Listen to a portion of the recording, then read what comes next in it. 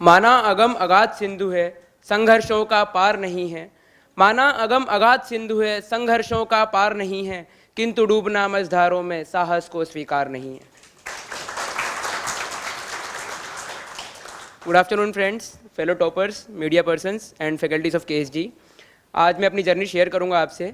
मेरी जर्नी केवल ये 1 साल की नहीं है। मैं हमेशा मेरे माइंड में था ये कि मुझे यूपीएससी करनी है और केवल आईएएस बनना है, लेकिन उसके चक्कर में मैंने अपना कभी स्कूल लाइफ वेस्ट नहीं किया। College life I enjoyed to the fullest. मैं कॉलेज लाइफ में स्टूडेंट एक्टिविज्म में था, लिटरेरी इवेंट्स में पार्टिसिपेट करता था। इंदौर क्विज़ क्लब मैंने फाउंड किया जिसमें आज अराउंड 250 मेंबर्स हैं और उसके मेंबर्स हर कॉलेज में हैं इंदौर में। और डिबेट्स में पार्टिसिपेशन करना और इलोकेशन में, पैनल डिस्कशन में, मैंने कॉलेज में everything I did everything which I could. तो मेरा एडवाइस ये होगा कि आप प्रिपरेशन के लिए अपनी कॉलेज लाइफ को रूइन ना करें और कॉलेज लाइफ को फुल्ली एंजॉय करें। उसके बाद प्रिपरेशन का आप सोचें कि प्रिपरेशन कैसे करनी है। तो जब मैंने अपने कॉलेज लाइफ ख़त्म किया और I did graduation from IIPS DAVV Indore and then I shifted to Delhi. तो जब मैं दिल्ली आया तब बहुत सारी सामने मिथ्स थी कि यूपीएससी में अराउंड 5 to 6 अटेम्प्ट्स लग जाते हैं और एक अटेम्प्ट में तो हो ही नहीं सकता। ऑप्शनल का प्रिपेयर करोगे, प्रीलिम्स कैसे करोगे, क्या बुक सोर्स होगी।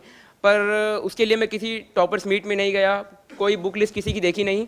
मुझे जो बुक लिस्ट अच्छी लगी वो मैंने अपना बुक लिस्ट पहले ही चार्ट आउट किया और उसके बाद मेरा ये एम था कि नवंबर तक मैं अपना पूरा बुक लिस्ट जो मैंने बनाया है उसको ख़त्म करूं और उसके बाद रिवीजन करूं।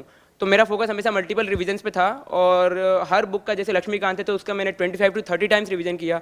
मॉडर्न इंडिया जो स्पेक्ट्रम की है उसका 25 to 30 टाइम्स रिवीजन किया और हर चीज़ के लिए मैंने ज़्यादा से ज़्यादा सोर्सेज भी पढ़े। I will not exaggerate, but मैंने जैसे एंशियंट हिस्ट्री है तो उसके लिए मैंने RS शर्मा की NCERT, CCRT के नोट्स और पिंक बुक जो होती है NCERT की वो, लूसेंट और नितिन सिंघानिया तो मैंने जितना पढ़ा उसका रिवीजन भी किया। ऐसा नहीं है कि सारे सोर्सेज केवल पढ़े मैंने।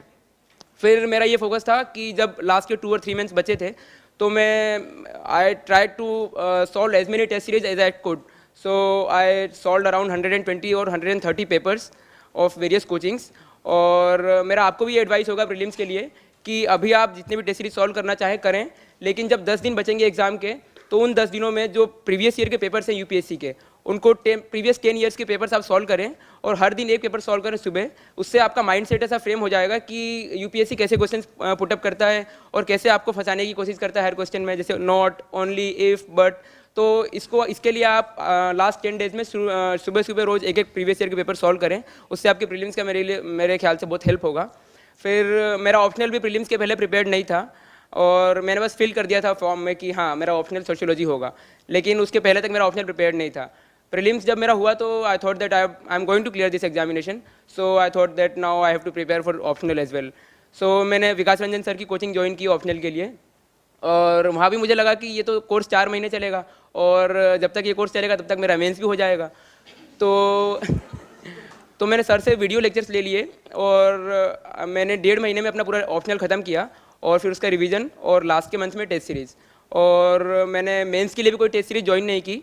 मैंने जितनी भी अलग अलग कोचिंग्स हैं उनकी टेस्ट सीरीज़ घर पे लाया, खुद सॉल्व किया और प्रीवियस ईयर के जो टॉपर्स थे उनकी सारी कॉपीज़ देखी मैंने कि उन्होंने कैसे आंसर्स लिखे हैं और उनसे बहुत सारा सीखा कि डायग्राम्स कैसे बनाते हैं और फ्लो चार्ट कैसे बनाते हैं और उन सबको अपने आंसर्स में इनकलकेट किया। और टेस्ट सीरीज एज सच मैंने कोई सॉल्व नहीं की, लेकिन मैंने क्वेश्चंस बहुत ज़्यादा अटेम्प्ट किए और मैं कभी कभी तो around 8 to 9 hours daily answer writing करता था। मैं जब थक भी जाता था तो सोते सोते मैं लिखता था कि हाँ मैं कुछ लिख रहा हूँ। तो इससे मुझे काफ़ी हेल्प हुई और इससे ये हुआ कि मैंने मेंस में सारे क्वेश्चंस अटेम्प्ट किए।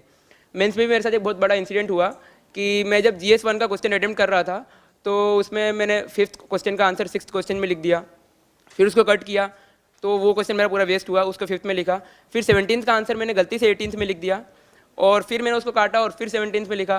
तो आई वॉज लिटरली क्राइंग। मैं इधर उधर देख रहा था कि बाकी सबके तो सारे क्वेश्चन अटेम्प्ट हो गए और मेरे 2-3 क्वेश्चन तो ऐसे ही वेस्ट हो चुके हैं। मुझे लगा कि अब तो मेरा गेम ओवर है, अब तो मैं ये एग्ज़ाम क्लियर नहीं कर पाऊँगा।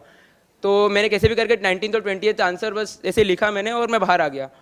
तो बाहर आके मैं बहुत रो रहा था। मैंने अपने भैया से बात की, पापा मम्मी से बात की। मैंने बोला कि अब मैं 2, 3, 4 में कोई पेपर देने नहीं वाला, मैं आ रहा हूँ इंदौर वापस। तो उन्होंने बोला कि एक ख़राब गया तो गया है, बाकी पेपर दे दो और उसके बाद आ जाओ, कोई टेंशन नहीं, अगला अटेम्प्ट दे देना। तो मैंने सोचा कि ठीक है। फिर मैंने और एनर्जी अपने अंदर वो किए और उसके बाद मैंने नेक्स्ट पेपर दिया और जब मैं मार्क्स आए तो मैंने देखा कि GS1 में मुझे 105 आए हैं, जो काफ़ी अच्छा स्कोर है। तो तो वहाँ मुझे लग रहा था कि मेरा बहुत पेपर बेकार चला गया है, पर बाहर आने के बाद मुझे मालूम चला कि नहीं, पेपर तो अच्छा गया है मेरा। तो आप सबके लिए भी मेरे पास 2-3 मैसेजेस हैं जो मुझे इस अपनी छोटी सी जर्नी में, मेरी एज तो आपसे काफ़ी कम है, I am 22 years old, so I do not think that I am capable of giving you any advice, but still I have something for you. The first thing is that never underestimate yourself. आप क्या हो, आपका क्या potential है, आप क्या कर सकते हो और आप क्या अपने लाइफ में हासिल कर सकते हो, ये आपको नहीं पता। तो एक बार आप प्रीलिम्स दे के आओ, तब आपको पता चलेगा कि हाँ आपका पोटेंशियल क्या है। अभी आप बहुत डरे हुए माहौल में हो, आपको यहाँ ऐसा हुआ बनाया हुआ है कि नहीं, ये एग्ज़ाम एक अटैम्प्ट में क्लियर की नहीं जा सकती, 5 अटैम्प्ट 6 अटैम्प्ट 5 ईयर प्लान लगता है इसमें, लेकिन ऐसा कुछ नहीं है। ये एग्ज़ाम बहुत ईजी है और आप मुझी को देख लो कि फर्स्ट अटैम्प्ट है, 22 ईयर्स की एज है, और ये तो एग्ज़ाम 21 ईयर्स में, मतलब उसके पहले अटैम्प्ट देने नहीं देते, नहीं तो मैं पहले भी देता। तो ये एग्ज़ाम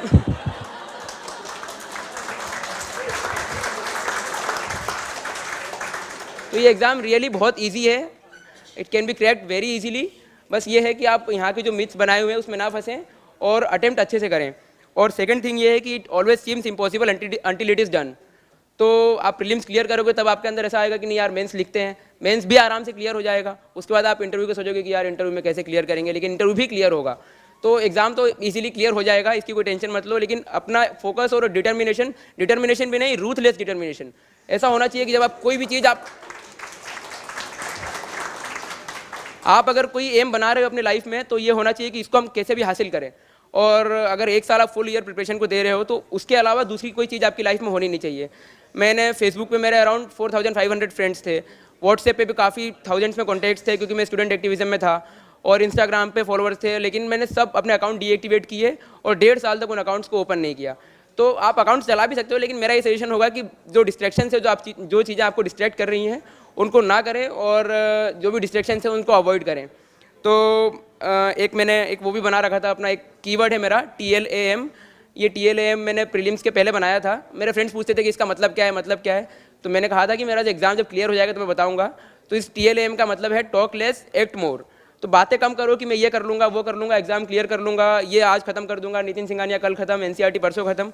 तो बातें कम करो, काम ज़्यादा करो, क्योंकि काम करने का ज़्यादा टाइम है इसमें। 1 साल में कुछ ज़्यादा हो नहीं सकता, लेकिन जितना हो सकता है आप करने की कोशिश करो।